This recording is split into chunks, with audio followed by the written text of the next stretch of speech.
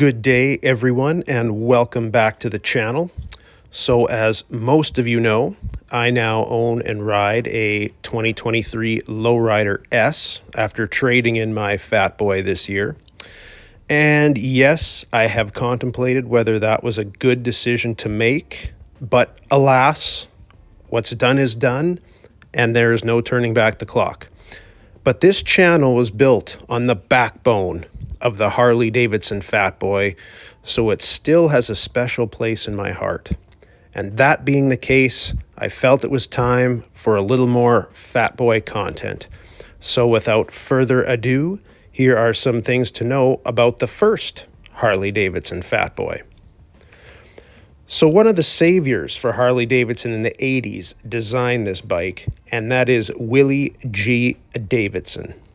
So Willie G., as he is known, is the grandson of one of the founders of the motor company and was responsible for many Harley designs such as the 71 Super Glide, the Lowrider, the Street Glide, and the V-Rod, just to name a few. And in the very late 80s, Willie G. made a prototype of what was to become the Fatboy and wrote it down to Daytona Beach Bike Week. The idea was to see how the public would react to it, and obviously it went well, and the Fatboy was born. The first Fatboy was produced in 1990 and was nicknamed the Gray Ghost, a name not to be confused with the Silent Gray Fellow. Now, why was it called the Gray Ghost, you may ask? Well, all you have to do is have a look at it. The bike only came in that gray finish with several yellow accents throughout the bike and engine.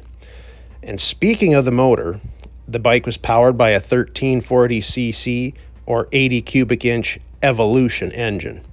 And there is nothing that sounds nicer than a finely tuned Evo engine. The bike also came with shotgun exhaust and the somewhat flared classic fenders that some have lamented losing in 2018.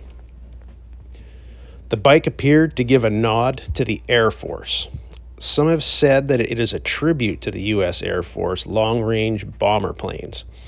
And that Fatboy came with its classic solid wheels and with a tank emblem that somewhat resembles the USAF wing emblem.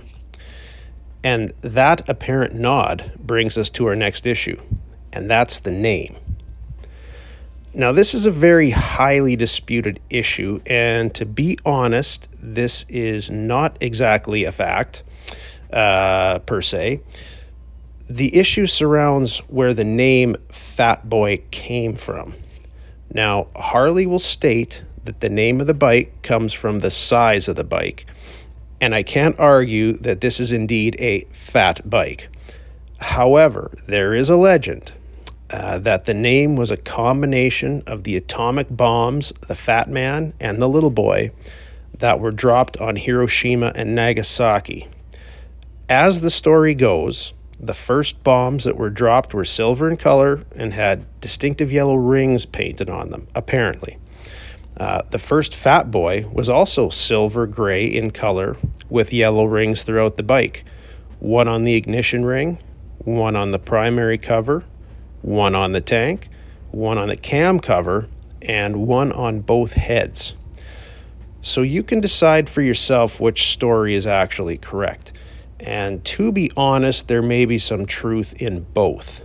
My opinion would be that it would not surprise me if the name were a nod to the atomic bombs. And that's because in the 80s, and actually not that long before the Fatboy came out, Harley-Davidson was facing some steep competition from the Japanese motorcycle makers. It would not be a big stretch in my mind for Harley to take a somewhat not so subtle jab at those manufacturers. Now, there were only 4,440 of these bikes made, so this is a very collectible motorcycle, and I would personally love to have one, and I have saw some of them advertised for actually not too much money. The problem is that if I bought one, I probably would not ride it. It would be sitting on some sort of shrine in the garage. but it's one of very few collectible Harleys I would like to have. But maybe someday I'll sell old Leaky Pete the Sportster and try and find one. But the Fatboy has come a long way since then. It has seen some subtle changes over the years and some not so subtle changes over the years, specifically the ones made in 2018. We've also seen the CVO Fatboy and a 30-year blacked out anniversary model in 2020, which I have to say would be another Fatboy collectible I would love to own. But it all started with the iconic Gray Ghost. The only other Fatboy that may be more iconic is the 1991 model that Arnold Schwarzenegger rode in Terminator 2. And as I've said in other videos, that was the movie and the bike that got me into Harleys and riding really in the first place. Now that movie made the Fatboy a household name. And just for some trivia, one of the actual bikes Arnold rode in the movie sold for $480,000 in 2018. So if you have that kind of money, you too can have a bike like that. But that is all I have for you today, folks, and hopefully that gives you your Fatboy fix for the week. So to all those Fatboy owners out there, you guys keep those bikes in good shape, and we will see you in the next one.